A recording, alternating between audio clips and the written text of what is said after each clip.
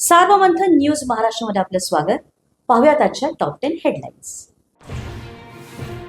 उमगावात गव्यांचा उच्छाद, शेतकरी हवालदिल, वन विभागाच्या ढिम्म कारभारावर संतापाची लाट, लाखो रुपयांचा ऊस भुईसपाट. पेठगावात चोरीच्या 2 ऍक्टिवा मोपेडसह संशयित ताब्यात, स्थानिक गुन्हे अन्वेषण शाखेची कारवाई. रुकडीत गॅस वितरण कंपनीच्या दारात ग्राहकांच्या रांगा, वितरकांची उडाली तारांबळ.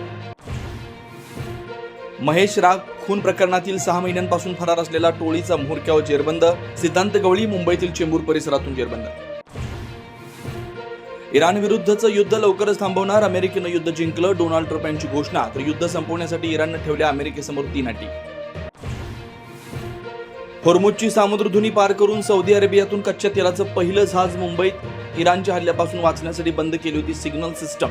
मुंबई डॉकवरून जहाजातलं तेल माहुलच्या रिफायनरीनं पाठवणार. राज्यात अनेक ठिकाणी गॅस एजन्सी बाहेर मोठी गर्दी. अमरावतीमध्ये पोलीस बंदोबस्तात सिलेंडर वितरण, तर जळगावमध्ये एलपीजी गॅस पंपावर रिक्षाच्या 1 किलोमीटरपर्यंत रांगा.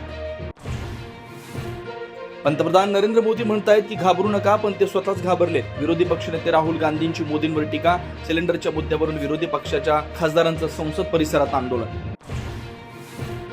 रोहित पवारांनी घेतली राहुल गांधींची भेट, राहुल गांधींनी केलेली सूचना 2 दिवसांनी जाहीर करणार, रोहित पवारांचा इशारा. तर अजित पवारांच्या अपघाताप्रकरणी रोहित पवारांना शंका.